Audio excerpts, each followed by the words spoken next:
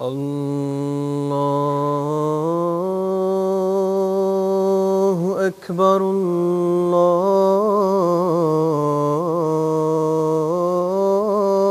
الله أكبر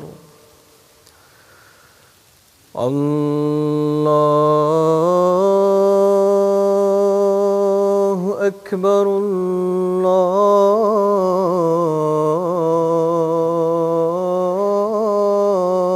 الله أكبر أشهد أن لا إله إلا الله أشهد أن لا إله إلا الله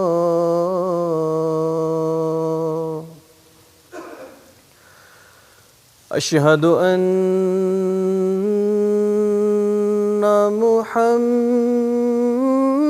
محمدًا رسول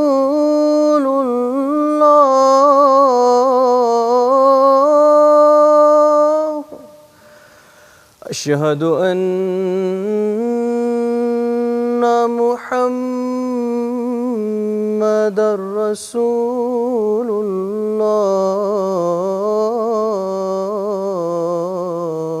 الله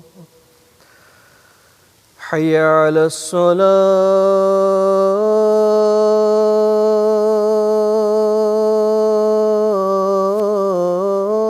الصلاة حي على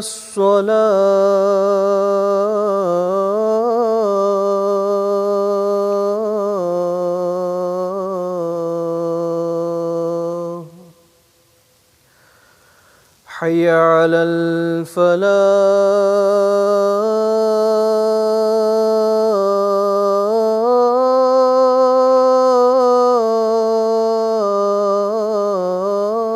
الفلاح حي على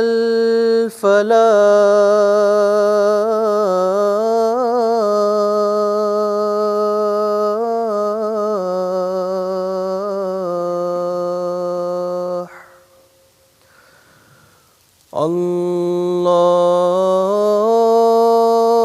الله أكبر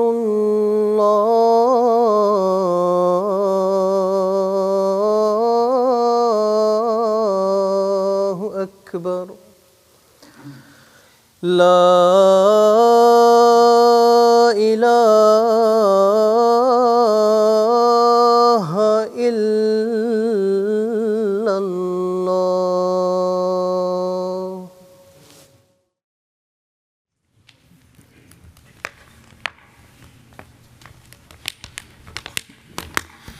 السلام عليكم ورحمة الله.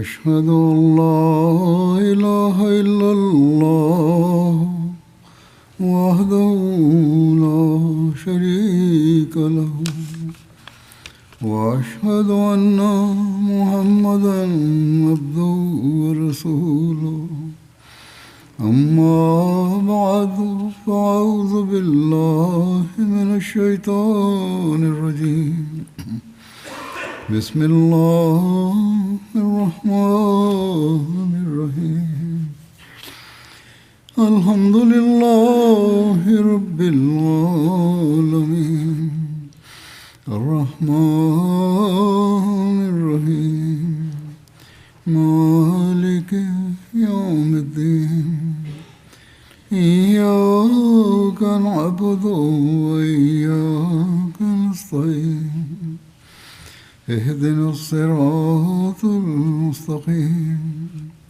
صراط الذين أنعمت عليهم غير المغضوب عليهم ولا الضالين.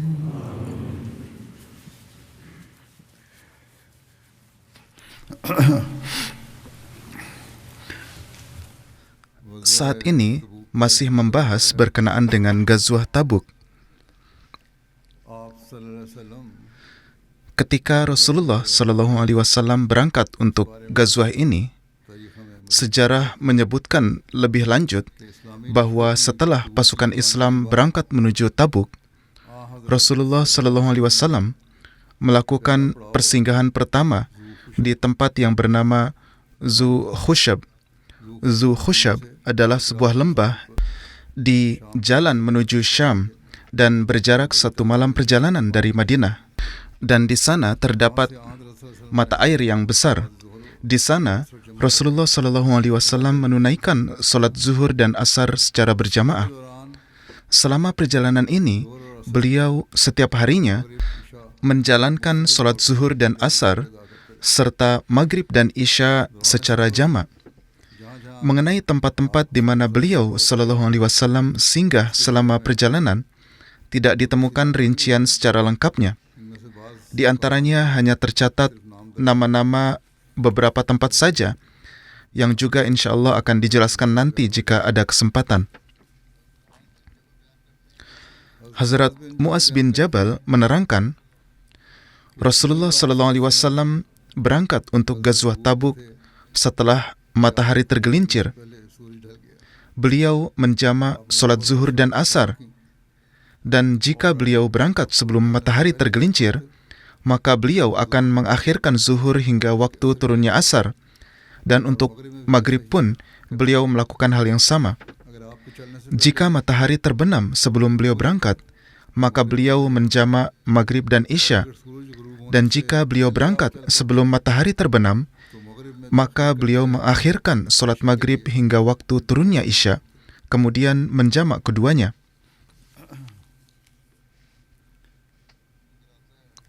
Disebutkan bahwa dalam perjalanan ini, Hazrat Abdurrahman bin Auf memperoleh karunia untuk memimpin solat, yang peristiwanya adalah sebagai berikut. Hazrat Mughirah bin Syubah menuturkan bahwa ia ikut serta bersama Rasulullah SAW dalam Ghazwah Tabuk.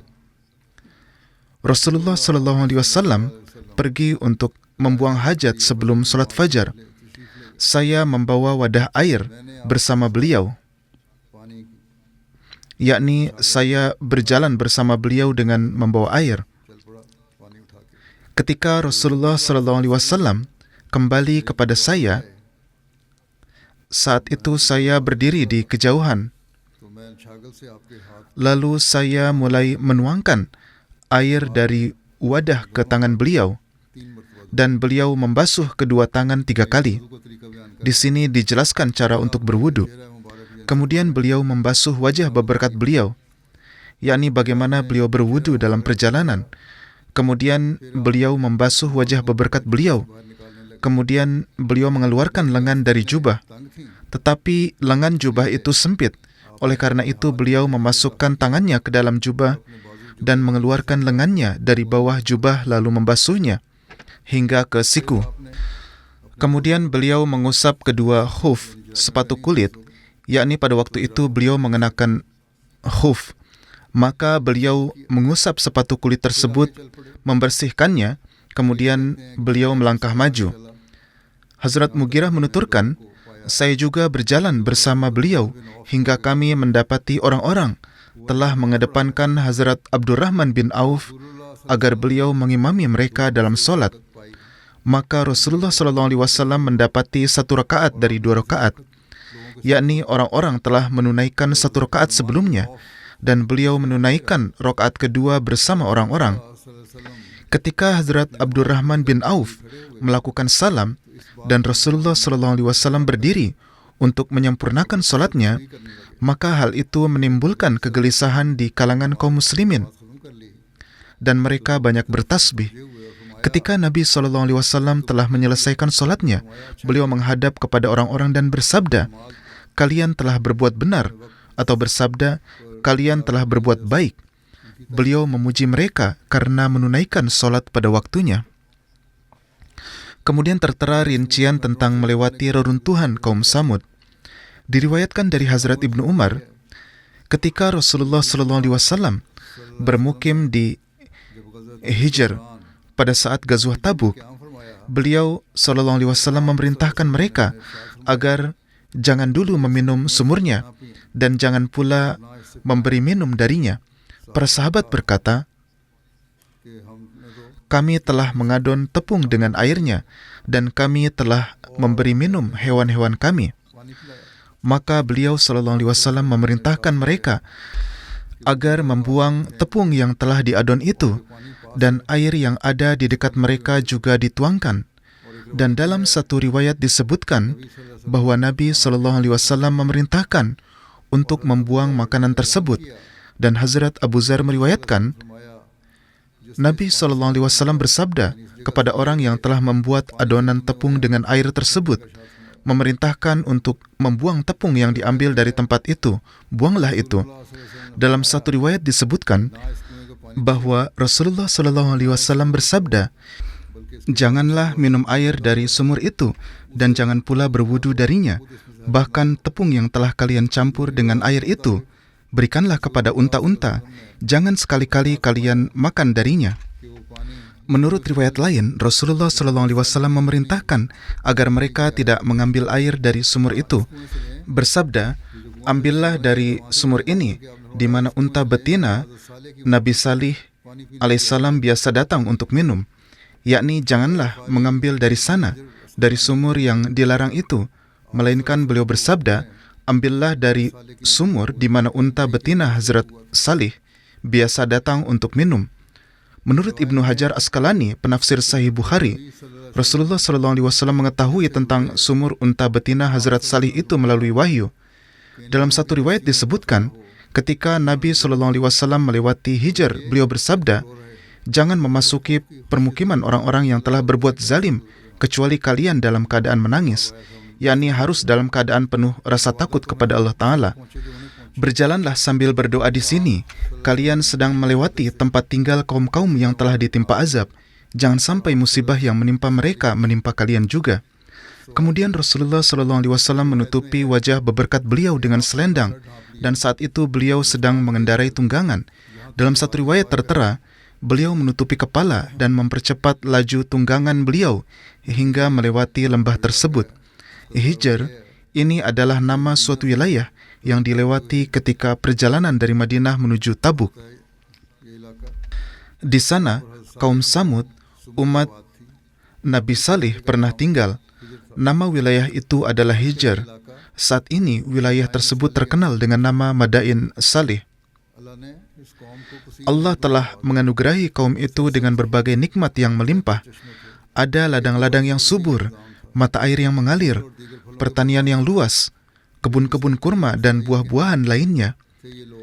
Mereka adalah orang-orang yang memiliki kekuatan dan kemampuan yang luar biasa. Mereka memiliki keunggulan yang sangat besar. Mereka adalah orang-orang yang pekerja keras, dan Allah Ta'ala telah menganugerahi mereka sumber daya alam yang sangat baik. Bahkan kemampuan mereka salah satunya adalah bahwa mereka adalah orang-orang yang sanggup membangun rumah di dalam gunung-gunung atau tebing. Unta betina Hazrat Salih adalah sebagai tanda bagi mereka, tetapi mereka memotong urat kakinya. Maka Allah menghancurkan mereka dengan azab.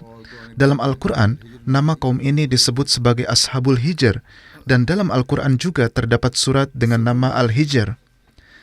Dalam perjalanan ini juga terdapat peristiwa hilangnya unta Rasulullah SAW. Rinciannya adalah sebagai berikut. Ketika Rasulullah SAW berangkat menuju Tabuk, di tengah perjalanan, di suatu tempat, unta betina beliau yang bernama Kaswa hilang. Para sahabat Rasulullah SAW keluar untuk mencarinya. Di sisi Rasulullah SAW, ada Hazrat Imarah bin Hazam yang telah ikut serta dalam Baiat Aqabah dan beliau adalah seorang sahabat Badar. Zaid bin Salat yang berada di dalam kemah Hazrat Imarah yang termasuk dari suku Yahudi Banu Kainuka, dan dia adalah seorang Yahudi yang kemudian masuk Islam, tetapi dalam keislamannya ia menunjukkan kemunafikan. Imannya tidak kuat, dan dengan ini di sini pun keadaannya menjadi terungkap. Dan ini terjadi sebagaimana berikut. Zaid berkata kepada orang-orang yang berada di dalam kemah, sementara Hazrat Imarah berada di sisi Rasulullah SAW. Apakah Muhammad SAW tidak mengaku bahwa beliau adalah seorang nabi dan beliau memberitahu kalian tentang berita-berita samawi? Tetapi kenyataannya adalah bahwa beliau sendiri tidak tahu di mana unta betina beliau berada. Saat itu Zaid sedang berbicara di dalam kemahnya. Sementara pada saat yang sama, Rasulullah SAW bersabda kepada Hazrat Imarah, sementara ia berada di sisi beliau SAW. Saat itu seorang laki-laki berkata, Muhammad SAW telah memberitahu kalian bahwa dirinya adalah seorang nabi, dan dia beranggapan memberitahu kalian tentang kabar-kabar langit, padahal dirinya sendiri tidak tahu di mana unta betinanya berada. Rasulullah SAW bersabda, demi Allah, aku tidak tahu kecuali apa saja pengetahuan yang telah Allah Ta'ala turunkan kepadaku. Aku tidak tahu hal-hal yang gaib. Apa yang diberitahukan Allah Ta'ala kepadaku, itulah yang aku sampaikan. Dan sesungguhnya Allah Ta'ala telah memberitahuku tentang unta betina itu, bahwa ia berada di lembah ini dan ini. Beliau SAW menunjuk ke arah sebuah lembah. Jadi Allah Ta'ala setelah mendengar perkataan orang munafik itu, segera menunjukkan gejolak kebesarannya dan memberitahu beliau melalui kasyaf atau secara ilham bahwa itu ada di tempat ini dan ini. Tali kekangnya tersangkut pada sebuah pohon, maka pergilah dan bawalah ia kepadaku. Maka para sahabat pergi dan membawa unta betina itu. Kemudian Hazrat Imarah pergi ke kemahnya dan berkata, demi Allah, hari ini telah terjadi suatu hal yang menakjubkan. Baru saja Rasulullah SAW telah memberitahu kami tentang perkataan seseorang yang Allah Ta'ala telah memberitahukan kepada beliau SAW. Seorang laki-laki dari dalam kemah Hazrat Imarah memberitahu, demi Allah, apa yang baru saja engkau beritahukan, bahwa Allah Ta'ala telah memberitahukan kepada Hazrat Nabi SAW. Maka Zaid telah mengatakan persis perkataan yang sama ini sebelum kedatanganmu.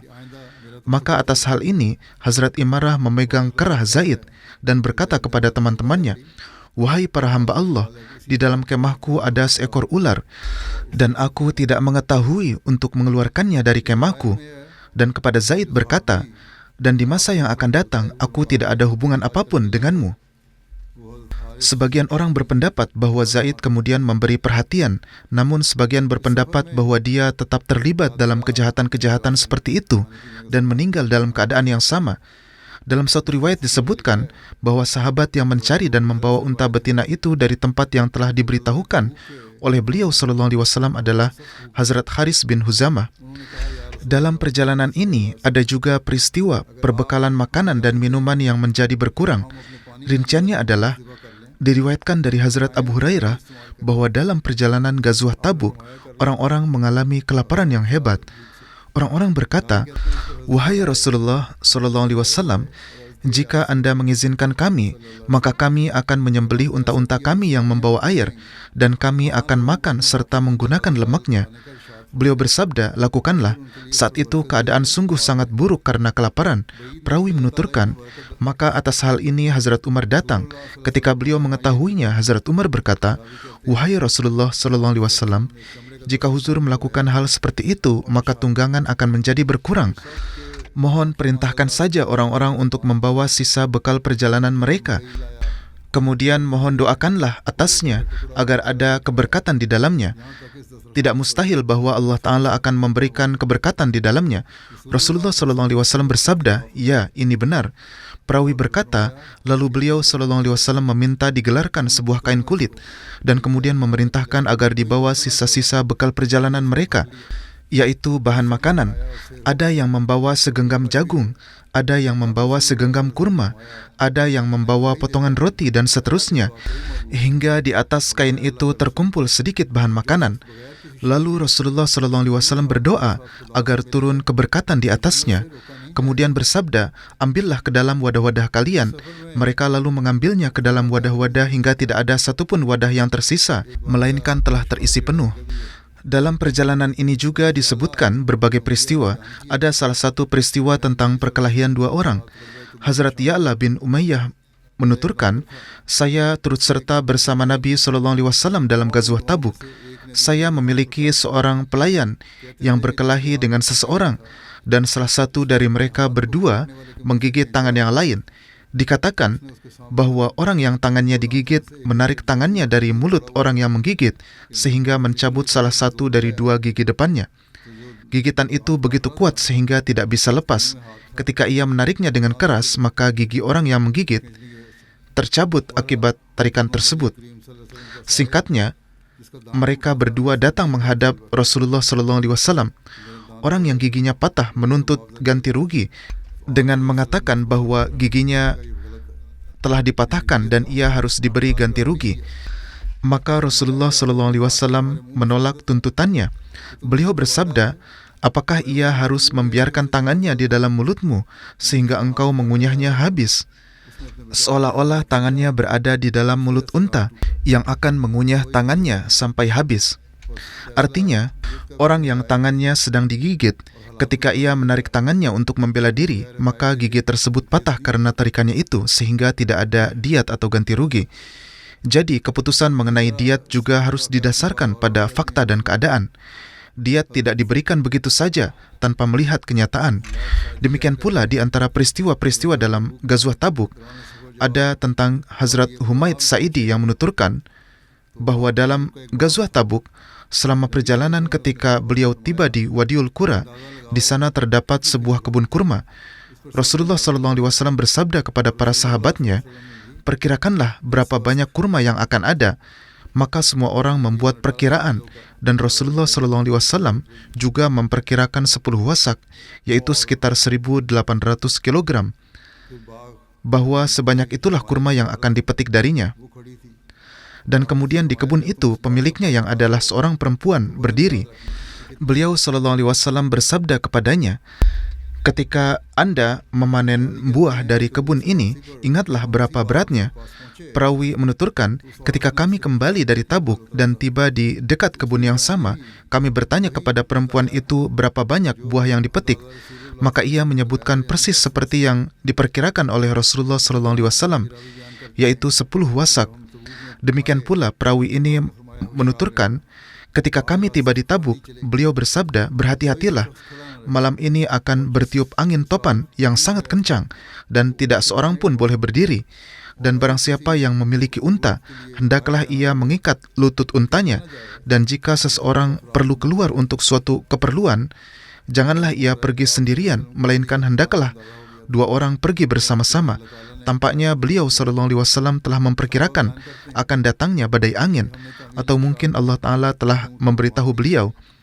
Para sahabat menuturkan, kami mengikat unta-unta kami sesuai dengan perintah, dan kemudian pada malam itu bertiuplah angin topan yang sangat kencang.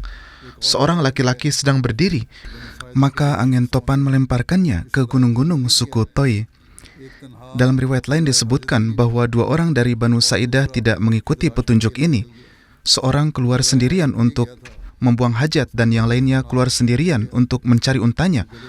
Orang yang keluar untuk membuang hajat terkena penyakit khunak, yaitu suatu penyakit tenggorokan, dan orang yang keluar untuk mencari untanya dilemparkan oleh angin kencang ke antara 2 gunung suku Toi. Ketika Rasulullah SAW mendapat kabar tentang hal ini, maka beliau bersabda, bukankah aku telah melarang keluar tanpa membawa teman? Di antara mereka yang menjadi sakit, beliau SAW berdoa untuknya dan ia pun menjadi sembuh. Sedangkan yang lainnya yang terjatuh di gunung-gunung Toi, orang-orang suku itu sendiri membawanya ke Madinah kepada beliau SAW kemudian. Dalam satu riwayat disebutkan bahwa setelah badai angin, ketika orang-orang bangun di pagi hari, mereka tidak mendapatkan air, maka mereka menghadap Rasulullah SAW, lalu beliau berdoa. Allah Ta'ala mengirimkan awan yang sangat besar dan menurunkan air hujan, sehingga memenuhi wadah-wadah air mereka dan memenuhi kebutuhan mereka. Mengenai mukjizat hujan yang lain lagi, sebagai hasil dari doa Rasulullah SAW selama perjalanan Tabuk adalah sebagai berikut. Hazrat Ibnu Abbas radhiyallahu taala anhu meriwayatkan bahwa kepada Hazrat Umar bin Khattab dikatakan, "Ceritakanlah kepada kami tentang Ghazwah Tabuk." Maka Hazrat Umar menuturkan, "Kami berangkat menuju Tabuk di musim panas yang sangat terik. Kami berkemah di suatu tempat. Kami mengalami kehausan yang sangat, hingga kami merasa seolah-olah leher kami akan terputus. Bahkan keadaan menjadi sedemikian rupa, sehingga seseorang pergi mencari air dan tidak kembali. Maka kami menduga bahwa mungkin ia telah meninggal. Seseorang menyembelih untanya. Ia berusaha mengeluarkan air dari perutnya, lalu meminumnya, dan sisa bagian yang tersisa ia simpan di dalam perutnya.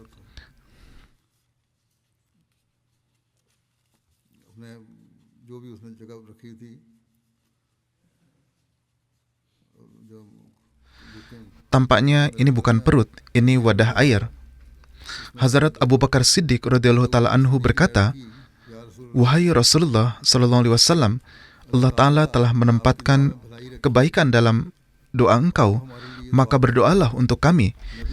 Nabi sallallahu alaihi wasallam bertanya, "Apakah kalian menginginkan agar aku berdoa untuk ini?" Kami berkata, "Ya." Maka Nabi sallallahu alaihi wasallam mengangkat kedua tangan beliau. Tangan beliau belum sempat turun saat itu, sementara awan telah menaungi dan hujan pun mulai turun. Orang-orang memenuhi semua wadah yang mereka miliki. Kemudian setelah itu, kami meninjau hal tersebut. Ternyata di luar pasukan tidak ada hujan sama sekali. Demikian pula disebutkan mukjizat bertambahnya air di mata air Tabuk. Hazrat Muaz bin Jabal meriwayatkan, kami berangkat bersama Rasulullah SAW pada saat Ghazwah Tabuk. Beliau menjamak solat-solat. Beliau mengerjakan zuhur dan asar serta maghrib dan isya secara dijamak. Suatu hari beliau menunda solat. Rasulullah SAW keluar dan menjamak solat zuhur dan asar. Kemudian beliau masuk ke dalam. Setelah itu beliau keluar lagi dan mengerjakan solat maghrib dan isya secara berjamaah. Kemudian beliau bersabda, besok kalian insya Allah akan sampai di mata air Tabuk, dan kalian tidak akan sampai ke sana hingga siang hari benar-benar tinggi. Maka barang siapa di antara kalian yang sampai ke sana, janganlah ia menyentuh airnya sama sekali hingga aku datang. Di sana terdapat sebuah mata air. Beliau bersabda, janganlah mengambil apapun dari air ini hingga aku datang. Perawi menuturkan, kemudian kami sampai di mata air tersebut, tetapi dua orang telah sampai di sana sebelum kami, dan air mengalir sedikit demi sedikit dari mata air itu. Perawi menuturkan, Rasulullah SAW bertanya kepada kedua orang itu, apakah kalian telah menyentuh airnya? Keduanya menjawab, ya. Kemudian Nabi SAW menegur keduanya. Perawi menuturkan, kemudian orang-orang mengambil air dari mata air itu dengan tangan mereka sedikit demi sedikit, hingga terkumpul sedikit air dalam sebuah bejana. Kemudian Rasulullah SAW membasuh kedua tangannya dalam air itu dan membasuh wajah beliau. Kemudian beliau menuangkan kembali air itu ke dalam mata air tersebut, maka mata air itu mulai mengalir deras. Kemudian Rasulullah SAW bersabda kepada Hazrat Muaz, wahai Muaz, jika umurmu panjang, maka engkau akan melihat bahwa tempat ini akan dipenuhi dengan kebun-kebun. Muhammad Abdul Baqi Zarkani dalam menjelaskan hadis ini menulis, ini adalah kabar gaib yang telah terpenuhi, dan Rasulullah SAW menyebutkan Hazrat Muaz secara khusus. Dalam hal ini pun terdapat kabar gaib karena takdir ilahi adalah kemudian Hazrat Muaz datang ke wilayah ini yaitu Syam, dan disinilah beliau wafat. Tampaknya Rasulullah SAW telah mengetahui melalui wahyu bahwa Hazrat Muaz akan melihat tempat ini dan lembah itu akan menjadi kumpulan pepohonan dan kebun-kebun. Abu Abdullah Muhammad bin Wazzah yang masa hidupnya adalah 199 hingga 287 Hijriah. Beliau adalah seorang muhadis terkenal dari Andalusia dan mengatakan, saya telah melihat sendiri seluruh tempat di sekitar mata air ini. Kehijauan dan kesegaran pepohonan adalah sedemikian rupa sehingga mungkin ini akan terus berlanjut hingga hari kiamat, dan demikian pula nubuatan beliau. Dalam buku Atlas Sirat Nabawi Sallallahu Alaihi Wasallam, rincian lebih lanjut tentang mata air Tabuk ini tertera. Ketua Dewan Syariah Tabuk, Syekh Saleh, menuturkan mata air ini hingga 200 tahun sebelumnya selama hampir 14 tahun terus mengalir. Kemudian ketika digali sumur-sumur bor, maka mata air itu berpindah ke daerah-daerah yang lebih rendah. Setelah terbagi ke dalam kira-kira 25 sumur bor, kini mata air ini telah kering. Setelah itu, Syekh Saleh juga membawa kami ke sebuah sumur bor, di mana kami melihat bahwa sebuah pipa berdiameter 4 inci terpasang dan tanpa mesin apapun, air mengalir deras darinya. Keadaan yang sama terjadi pula pada sumur-sumur bor lainnya. Inilah keberkatan dari mukjizat Rasulullah SAW bahwa hari ini di Tabuk terdapat air dalam jumlah yang begitu melimpah, sehingga selain Madinah dan Khaybar, kami tidak berkesempatan melihat air sebanyak itu di tempat manapun. Bahkan kenyataannya adalah bahwa mata air Tabuk lebih banyak daripada kedua tempat tersebut. Dengan memanfaatkan air ini, kini di Tabuk, di segala penjuru sedang ditanam kebun-kebun, dan sesuai dengan nubuatan Rasulullah SAW, wilayah Tabuk dipenuhi dengan kebun-kebun, dan ini terus bertambah. Mengenai tanggung jawab penjagaan pasukan di Ghazwah Tabuk tertera, Rasulullah SAW menugaskan Hazrat Abbad bin Bishr untuk penjagaan khusus. Ia bersama rekan-rekannya mengelilingi pasukan.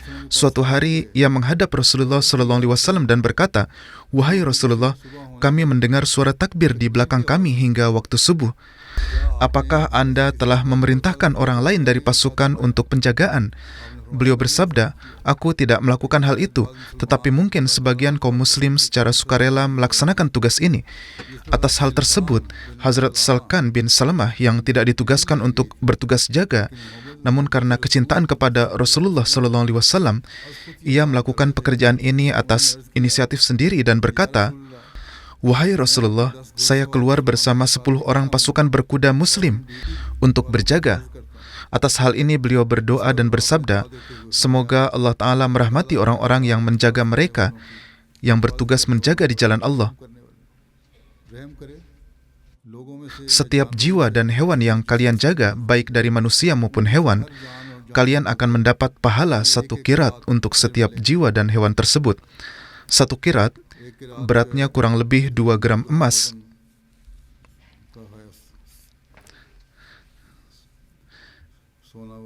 Dalam satu riwayat disebutkan bahwa selama perjalanan ke Tabuk, keadaan orang-orang adalah setiap kali singgah di suatu tempat, beberapa orang tertinggal di belakang.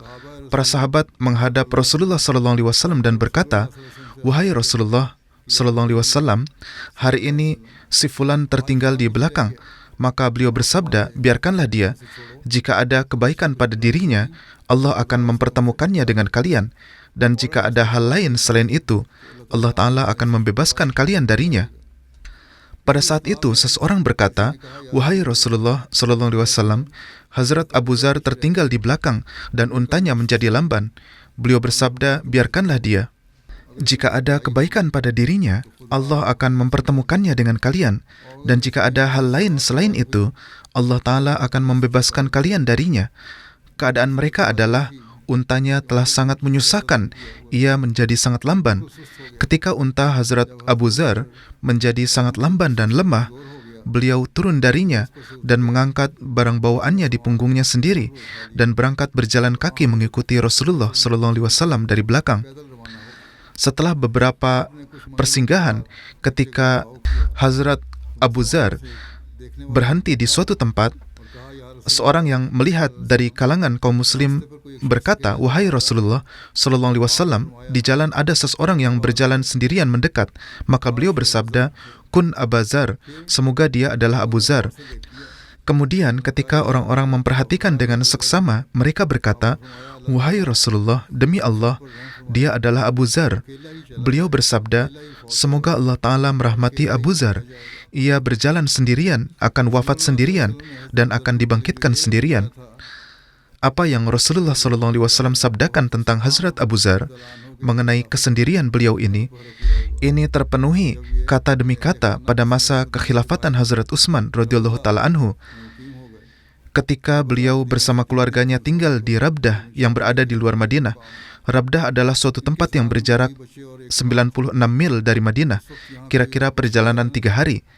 Bersama beliau ada pula istri, anak-anak, dan seorang hamba sahaya. Pada saat itu tidak ada pemukiman lain di sana. Ketika saat wafat beliau sudah dekat, istri beliau menjadi gelisah karena kesendirian dan juga tidak ada kain kafan sehingga ia menangis, dan Hazrat Abu Bakar pun berkata kepadanya, "Janganlah menangis.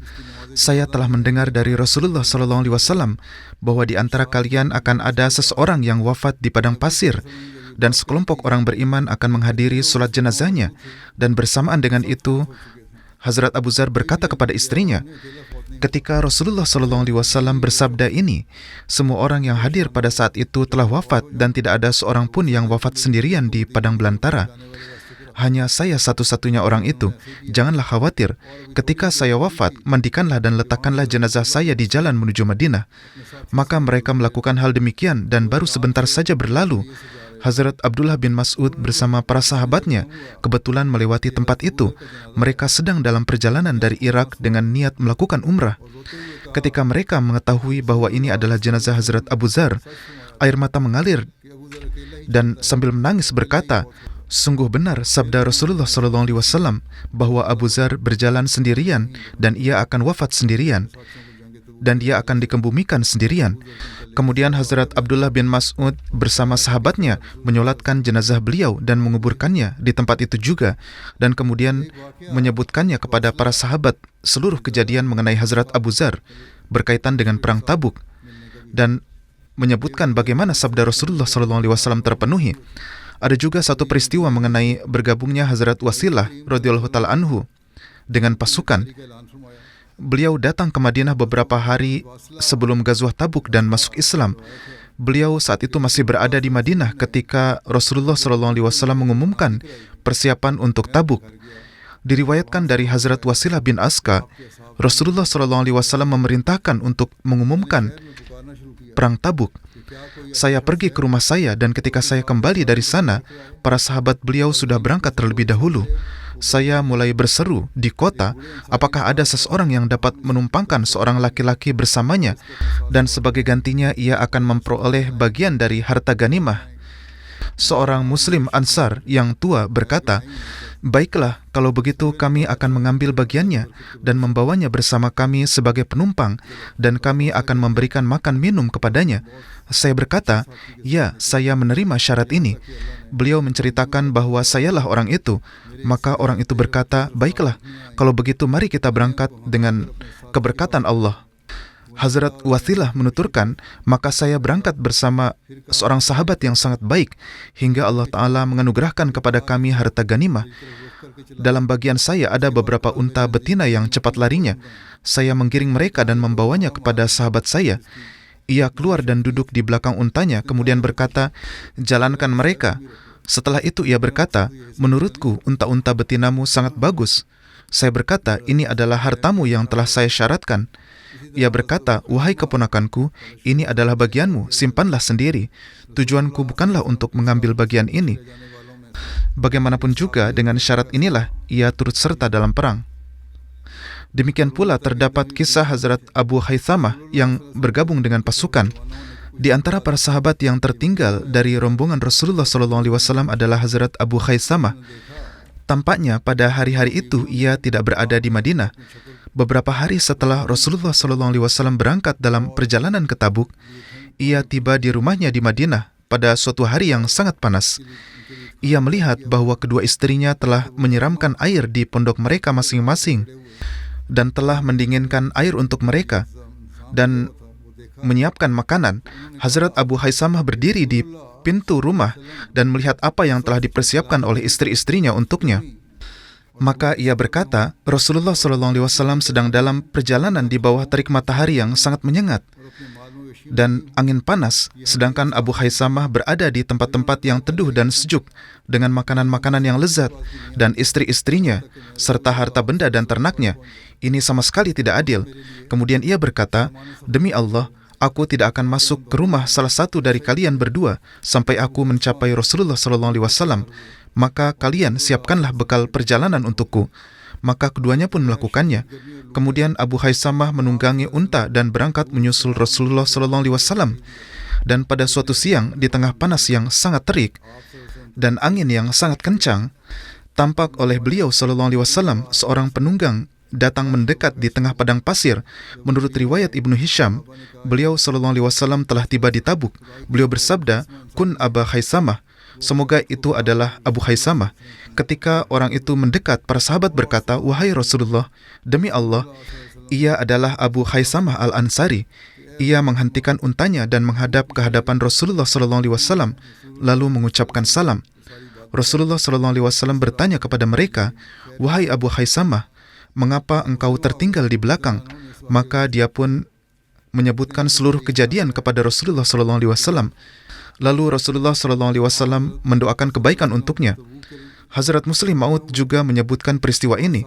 Beliau menulis, dalam sejarah disebutkan bahwa ketika Rasulullah SAW berangkat ke Tabuk, beberapa sahabat tertinggal, di antaranya adalah Abu Haisamah. Ia adalah seorang yang sangat saleh. Ia tidak pernah berpikir bahwa ia akan tertinggal. Tetapi ketika perintah untuk berangkat dikeluarkan, pada saat itu ia tidak berada di rumah. Ketika ia pulang ke rumah, ia melihat bahwa istrinya sedang duduk menunggunya seolah-olah ingin berbincang. Dengan mengabaikan keinginan istrinya tersebut, ia bertanya kepada istrinya, "Apakah Rasulullah SAW telah berangkat?" Istrinya berkata, "Duduklah." Ia menjawab, "Bagaimana mungkin Rasulullah SAW berangkat berperang, sedangkan aku bersantai di rumah? Abu Haisamah tidak mungkin melakukan hal seperti itu." Dan pada saat itu juga ia keluar dan menyiapkan kudanya. Hazrat Muslim Maud di sini menyebutkan kuda, sedangkan dalam beberapa riwayat disebutkan unta, atau mungkin ada kekeliruan dalam penyebutan kuda. Bagaimanapun, kedua riwayat tersebut bisa saja benar. Yang jelas, ia berangkat dengan tunggangan. Ia mengikuti jalan yang dilalui Rasulullah SAW. Akhirnya, setelah melakukan perjalanan yang melelahkan selama beberapa hari, ia berhasil bergabung dengan Rasulullah SAW. Ketika ia mendekati pasukan, beberapa sahabat melihat debu yang berterbangan dari kejauhan dan mulai bertanya-tanya, siapakah yang datang? Pada saat itu Rasulullah SAW bersabda, "Kun Aba Haisamah," yang artinya adalah semoga ia adalah Abu Haisamah. Kalimat ini tentu saja tidak bermaksud bahwa siapapun yang datang akan menjadi Abu Haisamah. Maknanya adalah bahwa keinginan saya adalah agar orang yang datang itu adalah Abu Haisamah. Dalam menjelaskan kata kun, Hazrat Muslim Maud menulis di Tafsir Kabir mengenai ayat ini,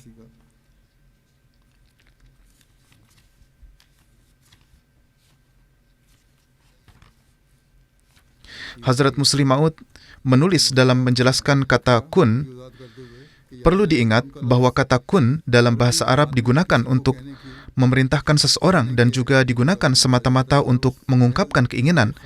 Maka ketika Rasulullah SAW berangkat berperang ke Syam, Abu Haisamah adalah seorang sahabat yang sangat dipercaya oleh beliau SAW, dan beliau sangat mencintainya.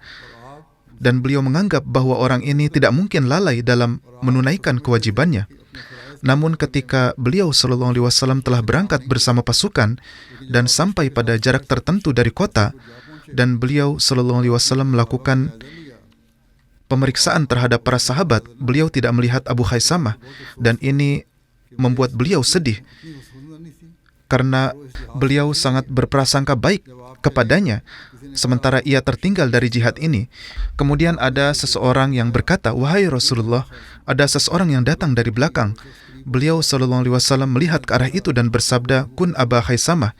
Ketika debu itu hilang dan orang itu mendekat, orang-orang melihat bahwa ia memang Abu Khaisamah. Atas hal ini, beliau SAW memuji sanjung Allah Ta'ala bahwa dia telah mengabulkan keinginan beliau SAW dengan begitu cepat.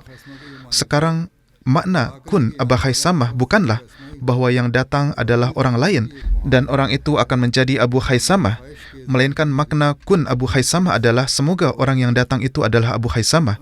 Jadi dalam bahasa Arab, ini adalah sebuah peribahasa dan terkadang kata kun juga digunakan untuk mengungkapkan keinginan. Sisanya insya Allah akan dijelaskan di lain waktu. Berdoalah juga untuk siapa saja yang terluka dalam peristiwa penyerangan di Masjid di Rabwah. Semoga Allah Ta'ala memberikan naungan dan perlindungan kepada mereka yang terluka dan segera menganugerahkan kesembuhan yang sempurna. Semoga Allah Ta'ala menggagalkan setiap rencana yang dibuat oleh para penentang di Pakistan. Hari ini juga di Rabwah sedang diadakan pertemuan atas nama Khataman Nabiyyin dan para maulwi penentang. Mereka berbicara dengan kata-kata yang kotor dan keji. Entah acaranya sudah selesai atau belum. Semoga Allah Ta'ala melindungi dari kejahatan mereka. Demikian pula berdoalah untuk para Ahmadi di Bangladesh. Di sana juga tampaknya para penentang memiliki niat buruk yang besar. Semoga Allah Ta'ala melindungi setiap Ahmadi di sana. Berdoalah juga untuk rakyat Palestina. Semoga Allah Ta'ala merahmati mereka dan melindungi dari orang-orang yang aniaya. Gencatan senjata yang dikatakan itu tampaknya sekedar nama saja. Kejadian-kejadian yang terjadi dalam 2 hari terakhir telah membuktikan bahwa ini hanya sekedar nama saja. Semoga Allah Ta'ala melindungi orang-orang yang tertindas dari kezaliman dan mencengkeram mereka yang zalim.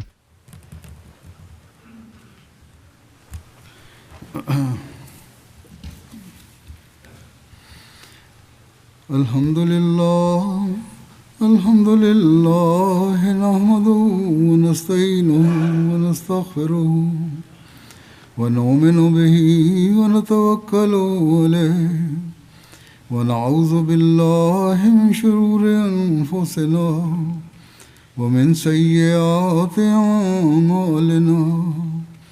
Man yahdihillahu fala mudilla lahu ومن يضلل فلا هادي له ونشهد أن لا إله إلا الله ونشهد أن محمدا عبده ورسوله. عباد الله رحمكم الله إن الله يأمر بالعدل والإحسان وإيتاء ذي القربى وينهى عن الفحشاء والمنكر والبغي يعظكم لعلكم تذكرون. اذكروا الله يذكركم وادعوه يستجب لكم ولذكر الله أكبر.